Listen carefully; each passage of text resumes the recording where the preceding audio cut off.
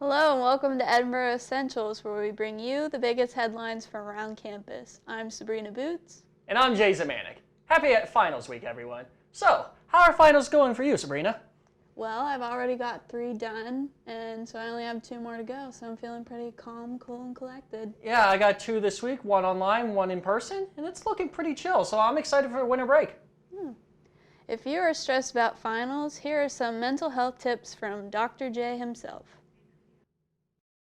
Hi there, I'm Dr. J, a medical expert. Hey, you got a minute? Good. So, let's talk about some mental health awareness. It's finals week, it's a very stressful time, and a very exciting time for all students here at Edinboro. So, what I'm going to do is actually give you some mental health tips, so you might want to sit down and listen, maybe take some notes.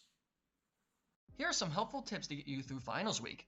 Step 1. Make sure you have enough rest. Your body needs at least 7 to 8 hours of sleep per night. Don't overwork yourself and make sure you go to bed at a reasonable time and wake up at a reasonable time so you don't miss out on anything. Step 2. Make sure you eat. No matter if you're eating breakfast, lunch, or dinner, make sure you have a healthy 2 to 3 meals a day, either at home or at the many dining services offered on campus. Make sure your plate has enough healthy foods to increase focus and awareness. Step 3. Map out your final exam schedule.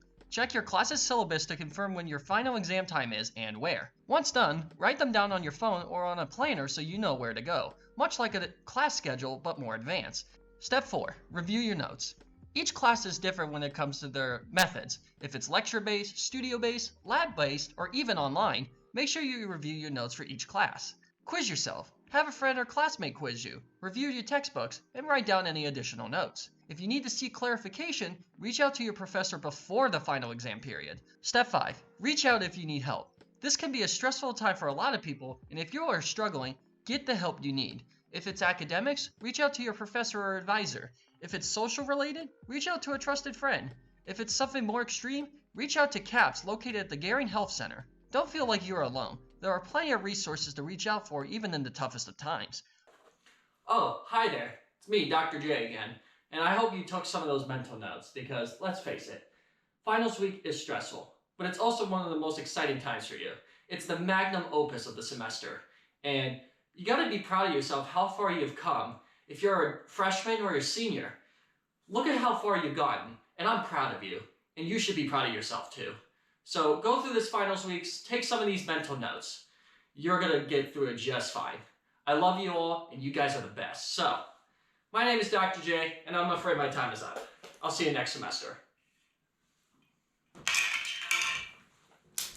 Now, I'm not really a medical expert. That's kind of my alter ego, but I hope these tips can help anyone feeling stressed this week.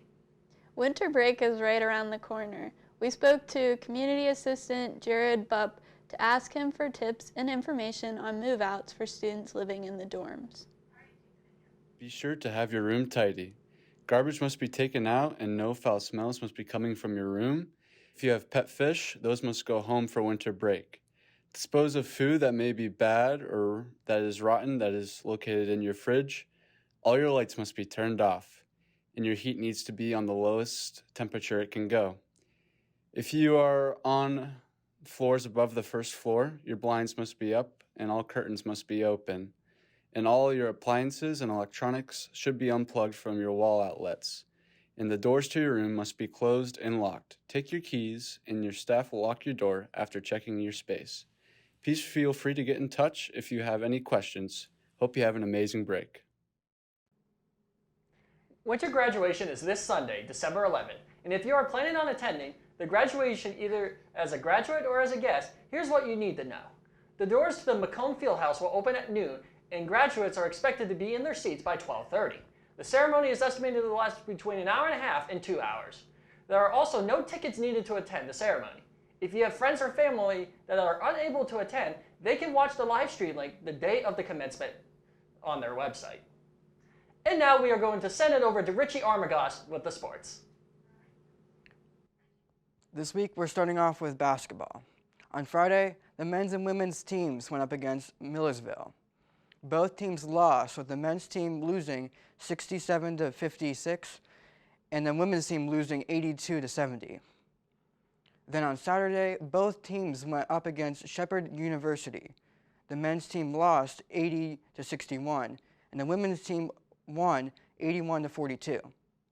The Fighting Scots defense has been good at causing turnovers, with the Scots forcing 36 Shepherd turnovers while only turning over the ball 6 times.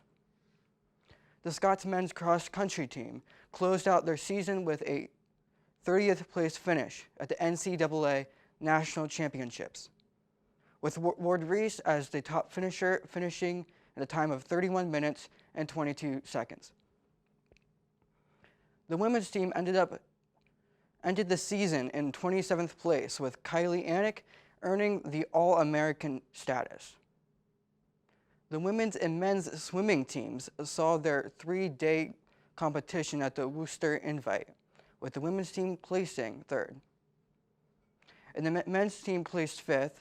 There will be a return in the new year when they traveled to Buffalo State on January 7th. The Fighting Scots wheelchair basketball team participated in the Wisconsin Whitewater Invitational this past weekend and lost all 4 games. On Saturday, they went up against the University of Texas Arlington and lost 87-18. They went up against the University of Illinois and lost 74-15. Then on Sunday, they went up against the University of Wisconsin-Whitewater and lost 69-22. They went up against the University of Alabama and lost 68-30. Congrats to Bella Burrelli and Alicia Eldridge of the women's volleyball team for landing on the College Sports Communication Academic All-District teams. The College Sports Communicators recognize the nation's top student athletes for their combined performances on the court and in the classroom. Burrelli, the lead hitter of the team, recorded 319 kills for the average of 3.01 kills per set. She recorded 291 digs and 33 blocks to Geo. Burrelli is an early childhood and special education major with 3.7 GPA. Eldridge, the trigger of the team, ended the 2022 season with a career total of 1,000 digs with 127 kills, the highest single season total in her career. She recorded 876 assists this season. Eldridge is a health science major with a 3.9 GPA. Both players will now enter into the CSC Academic All-American ballot, with the All-American teams set to be announced in December. The middle hitter of the women's volleyball team, Erica Sharp, was honored as an American Volleyball Coaches Association All-Atlantic Regional Honorable Mention selection. Sharp had a strong season, tallying 237 kills and posting a hitting percentage of .368. She also added 22 service aces. She finished her career with 533 kills, a .333 hitting percentage, 46 service aces, and 190 total blocks. Reed Martin, the sophomore defensive back for the Fighting Scots football team, was named the D2CCA All-Super Regional 1 team as the second team punter. This is after a few weeks ago when Martin was ranked the only first-team choice on the All-PSAC West teams, with him punting with an average of 42.8 and kicking off with the second longest punt in Edinboro's history after being the second team punted in 2021.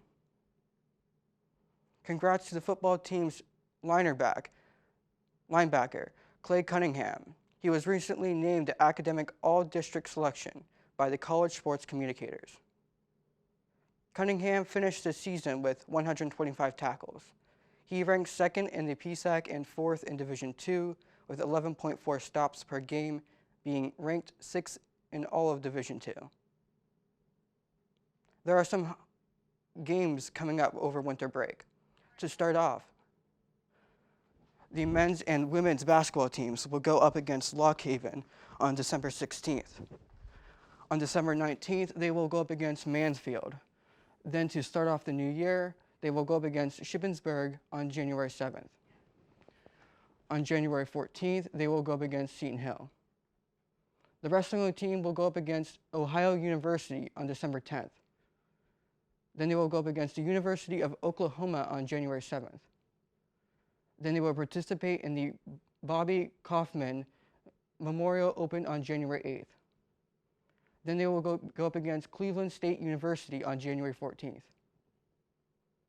The men's and women's swimming teams will go up against Shippensburg University on January 13th. The women's track team will start their season off on January 14th at the All Freedom Game. That's all for this week. For more details and updates for sports, go to GoFightingScots.com. Thanks, Richie. That's all that we have for this semester. Well, for this year, from all of us at ETV, have a happy holidays, and we will see you in the new year.